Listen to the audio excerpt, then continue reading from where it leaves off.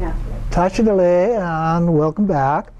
So we're now on page 74 of the White Lotus text, and looking here at the pith instructions, which he assigns to both the path of liberation and skillful means. So in the context that he uses those terms, he's sort of talking about generation stage, completion stage, which we looked at last time, as well as the Dzogchen we looked at a little bit last time as well. And there's definitely a degree of overlap between these descriptions. You see things that relate to Dzogchen all the way through here. You see generation stage things pop up here and there all the way through and so forth. So they're not real clean divisions. And next week I'm going to give you, we're not having class next week, 2 weeks, I will give you a handout that I developed that shows the word-by-word presentation down one column, and then each of the 5 different approaches of how that is explained in the word-for-word commentary, so you can see it not only in a linear fashion as you're going through it compared to the 7-line prayer, but also going across so you can see how different it is from one to the other. Some places it's identical, other places it's a bit different. Some places it's quite a bit different. So it's kind of interesting to look at. So back on page 74 here, starting out here in the first paragraph of the commentary, he talks of the paths of liberation in skillful means, and then Hong refers to the supreme primordial wisdom. Okay, and that's fairly similar across the board in terms of what we've been looking at. It starts with that single word, single seed syllable, Hong. And then Organ is land in which the secret mantra first arose. And we don't know for sure of that. There's some controversy among scholars and so forth, but I would say most of them tend to agree with this statement, and furthermore, that the land of Odiyana, or Oregon as it uses the term here, is basically in that Swat Valley area of Pakistan today. And that is close to the area, the Gandhara development, in which we're finding a lot of very ancient texts today. So there's some connections there. And it's said to be where the Dzogchen first originated and also went into Tibet. And it's along the Silk Road, so there's a good chance that things got transmitted along that Silk Road into China and into Tibet. So Odiyana means to fly and to progress. It's a reference to the nature of our own mind, the root of both samsara and nirvana, and that our capacity for the mantrayana is aroused. So they're making a connection with that land or of origin, and that stimulates us in a variety of ways. We will thus fly away from the mire of samsara. So that's the basic idea in all of the Buddhist teachings, is we're trying to get away from the faults of samsara one way or another. There's some variations depending on the particular lineage, depending on the branch of Buddhism that you're looking at. But that's fundamentally, when you look at the Four Noble Truths, that's fundamentally what we're trying to do. And then of all the paths, secret mantra is here said to be the easiest and also the swiftest. Now, the term easy depends a little bit on how you define it in the particular context that we have, because it is easy in a way that it's fairly direct, you follow the instructions and so forth, and it is said that we will get there either in this lifetime or within 2 lifetimes after that. Or, depending on how advanced we are, we may follow the Bodhisattva path and continue to return back to help other beings and so forth. Or we might go to a Pure Land, Amitabha's Pure Land of Dewa Chen, for example. So the next paragraph, bondage and freedom are dependent on the mind. The link between mind and skillful methods of the secret mantra is indicated by the word upon. So just, kind of a simple way of expressing a more complicated idea there in terms of the word by word, but then it gets explained a little bit more. The mind has set or was sunk. Remember, we talked about the meaning of the word west, which is referred to here again, in the mire of habitual patterns of samsara. Now being liberated, it is freed or cleansed, hence the word north. Those are meanings associated with those two directions. It could also be said that when delusions subside, they sink into the pure and ultimate expanse, and that all defects are purified. So then the rim, or frontier, separates samsara from nirvana. I used the analogy of a rim in the mountain range, and one side being the frontier and the other side being civilization. But here they're dividing it in a little bit different way. It's the same kind of concept of a rim, a ridge or something between one side of the mountain and the other side of the mountain, if you will, where one side is samsara and the other one is nirvana. And the next paragraph, the last paragraph there at the bottom of the page, all sounds are purified in the mandala of enlightened speech. All thoughts are perfected in the mandala of enlightened mind. And all things, the top of the next page, in the mandala of the enlightened body. And those are indicated by the words then lotus, pistol cup, and stem. And so symbolically, of course, the lotus is used throughout Buddhism as an indication of something that is pure, that has come out of the mud and the muck of samsara and has arisen into this pure manifestation. And so then it continues on, speech and hearing are united, and one can penetrate the meaning of secret mantra.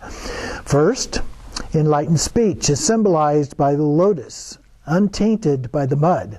Then, by means of the pith instructions, one is introduced to the awareness wisdom. And awareness wisdom is a term we often use with Dzogchen here. So when we're talking about pith instructions, this fits that very well. And that's indicated by the pistol cup, which is the very heart of the lotus flower. And then finally the stem symbolizes the enlightened body, the physical manifestation. So one's own realization we can, out of compassion, send forth an illusory net of emanations. So when we're doing the practice, that's one of the things that is a part of, in this case, that would be the generation stage level, that we are emanating out these manifestations. We have become the Buddha, the deity, the Yidam. And then as a part of that, in the generation stage, there's these, it's done in different ways, but there's this pulsation of sending things out and then it coming back in and sending it out and coming back in. And so part of what we're sending out are these manifestations. We are this Buddha, and then each moment we're sending out these other complete array, filling the universe with all of these other emanations for the sake of others. So that's the idea, part of the idea of what's embodied within the idea of the generation stage deity yoga practices. And then here's a quote, or I put it in quotes here, like a wish-fulfilling tree, one can provide beings with the cooling shade of the higher realms and ripe fruit of the definitive goodness of enlightenment. So that's a nice statement about what it is that we can do with this. And then it continues on, the major and minor marks are lovely flowers that release a ravishing fragrance of benefit and happiness. Because this body is the support, it is indicated here by the word stem. So he got a little more flowery with his presentation here in that particular point, but it helps give us a nice idea of what it is that we are trying to accomplish with this. And then we're going to jump to page 76, down toward the bottom right, above that quote at the bottom. Phenomena are never anything other than this, the Vajra nature of the wisdom of equality, or we might say equanimity. Okay? So everything is viewed in the same way. We don't accept or reject anything any more than anything else. So everything becomes equal. So with pure view, when we're doing deity yoga practice, we view all individuals, all beings, as Buddhas. And the surroundings, the environment, is a perfect Buddha field, and so forth. All sounds are wisdom, mantras, and then all thoughts are the wisdom. And so everything's pure as it is, if you will. And this is wondrous, It's a magical kind of an experience to actually have that. Then going to the top of the next page below the end of the quote there, by receiving the teachings, by reflecting on these teachings, and then by meditating on them, one gains the fruit of accomplishment, the siddhis. These 4 stages are successively alluded to with the words lotus, pistil cup, stem, and wondrous.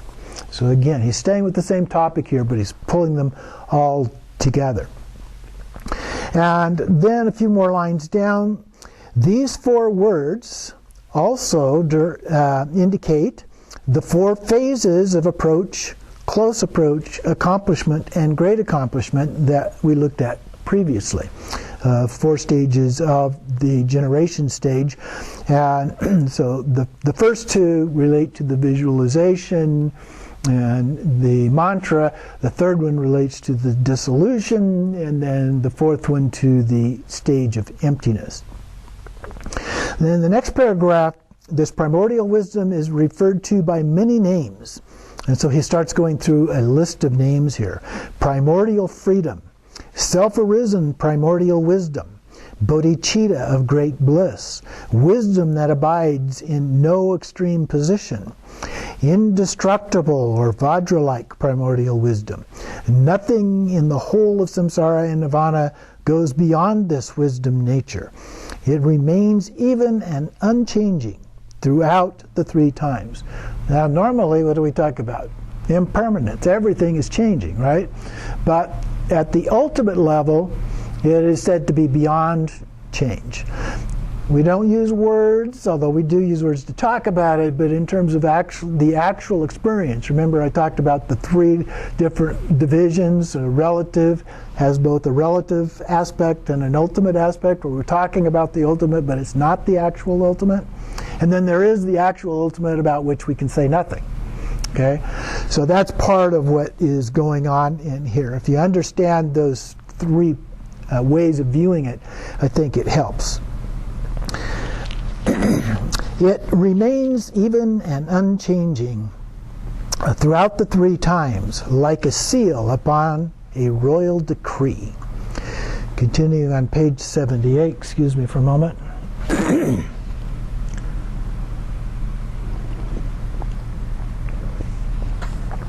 little tickle in my throat here.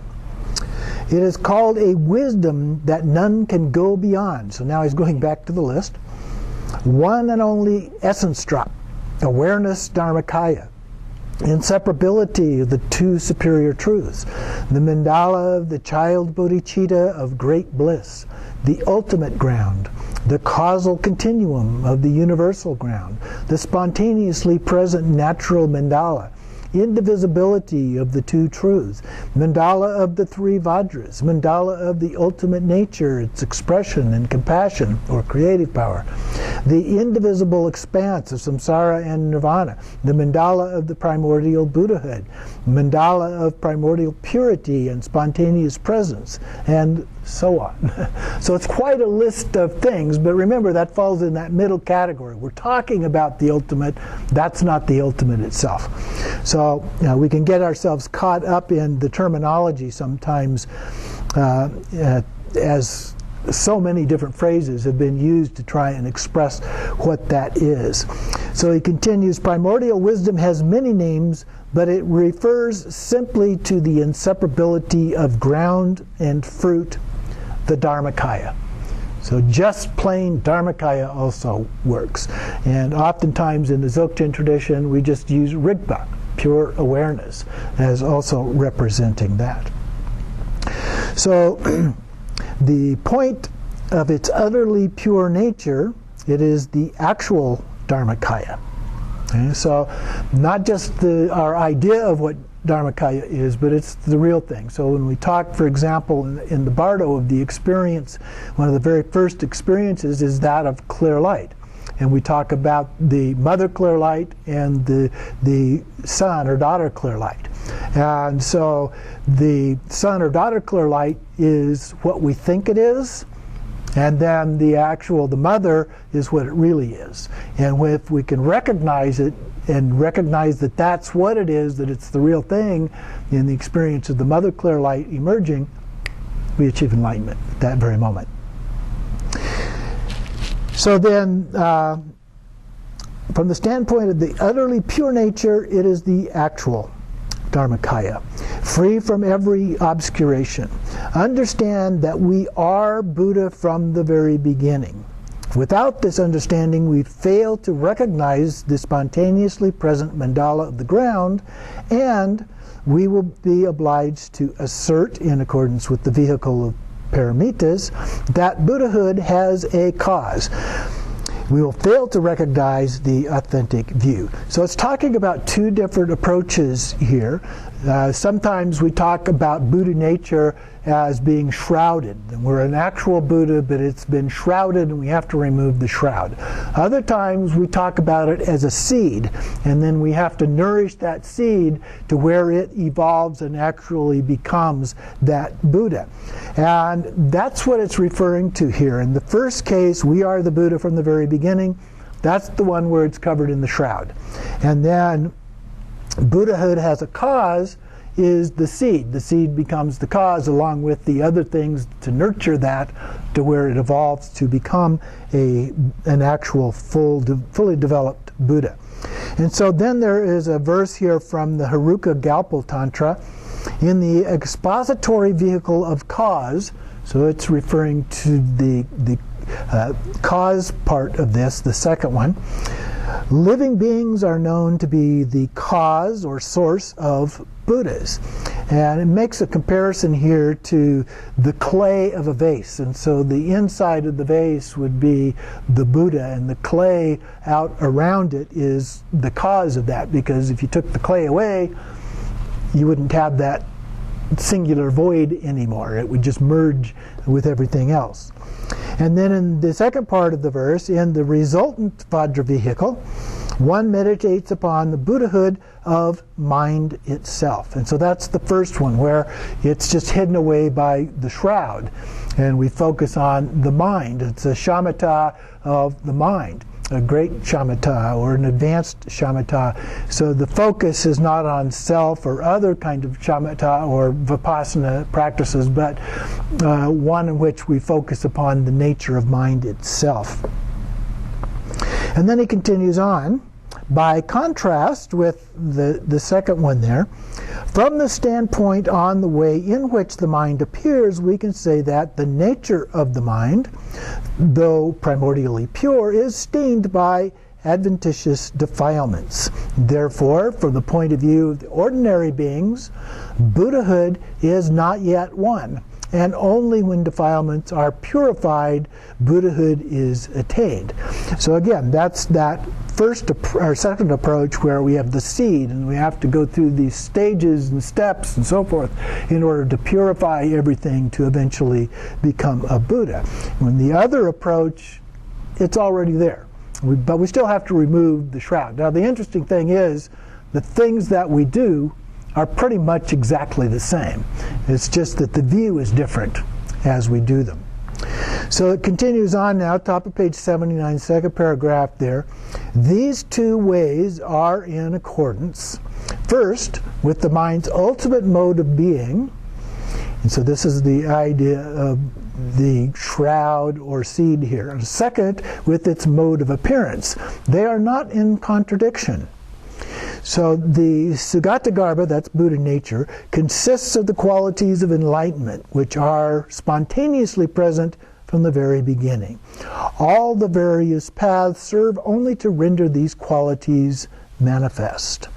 So all of the paths are trying to get there. It's just that they get there in a little bit different ways, different understandings.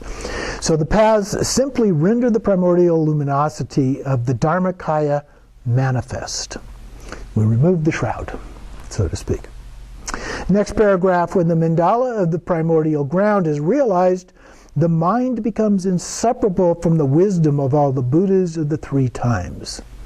The mind becomes inseparable. So throughout various practices that we do, particularly deity practices, we talk about merging our mind with that of the guru in Guru Yoga, for example. Or in deity practice, it's very similar, where we and the deity that we visualized merge together as one. The irreversible ground of realization is thereby achieved, and supreme mastery is found. So the ground and fruit are inseparably united, such as the attainment of the level of the great Vajradhara. And the great Vajradhara is the level of a fully realized Buddha. And so then the next paragraph at the bottom, this wisdom of the Dharmakaya is the ultimate and spontaneously arisen lotus-born, and is renowned as such in the Buddha fields of the 10 directions. Of course, the lotus-born is Padmasambhama, Guru Rinpoche. And he is renowned throughout all of these Buddha lands. All of them recognize him and his accomplishment, his ultimate and spontaneously arisen nature.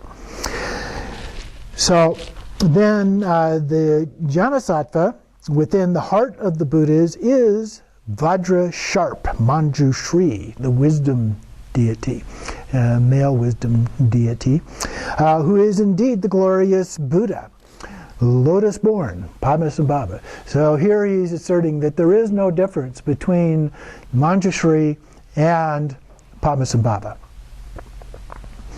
And Khenchen Lama yesterday was actually giving an online teaching that was saying something of the same thing in a new teaching that he was giving online.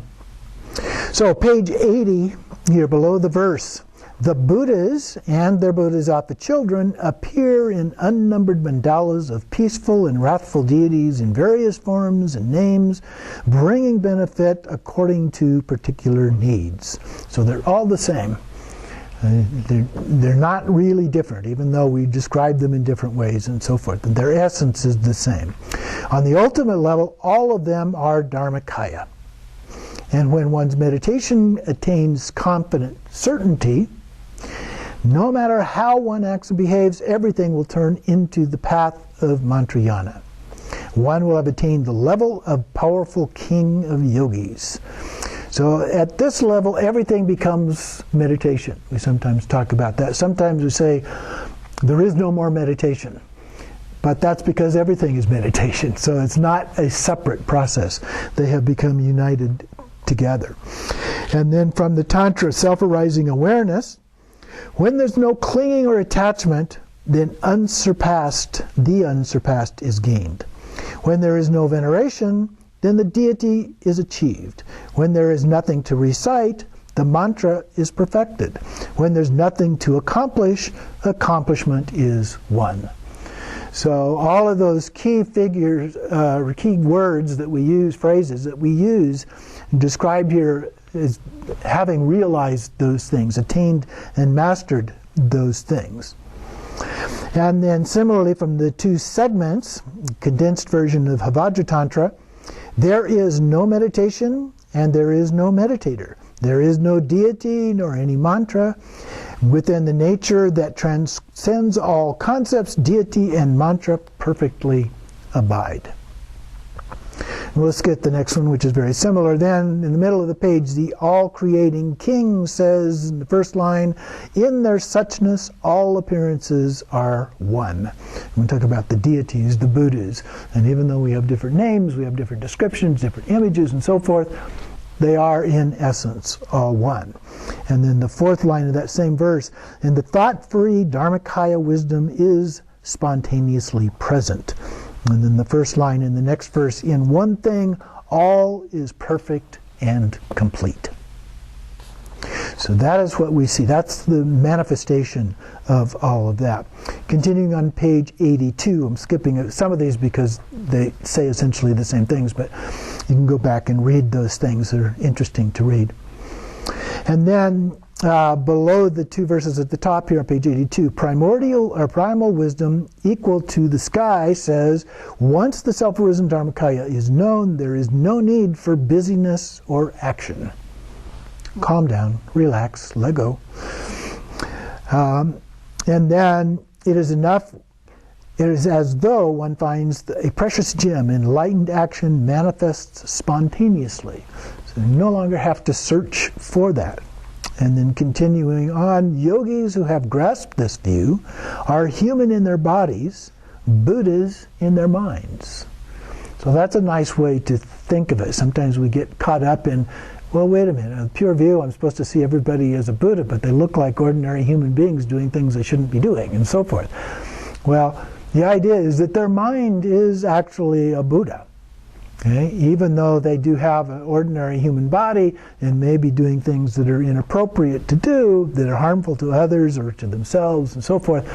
And so here he's making that difference between mind and body as a part of that. And their self-arisen kaya is endowed with the Brahma's speech, and straightaway they are samattabhadra. And I would add samattabhadri, both male and female there. And then at the very bottom of the page, there is just great bliss. And then on 83 there, the second verse, fourth line up, starts the triple gem. Okay? The world and all that it contains are but ornaments of perfect bliss. And so the essence is the perfect bliss that's being referred to here, and this would be the nature of peace, the nature of having complete realization of the ultimate, and then the ornaments are the things that arise from that. So in Trekchö we would refer to this perfect bliss phrase as what we're referring to in Trekchö, pure awareness. But then things manifest out of that. So all of the things that manifest into sensory experiences would be the ornaments being referred to. And oftentimes that's referred to in terms of practice as togao, and the appearances of all of these things in one way or another. So we're going to take a little break here for some discussion.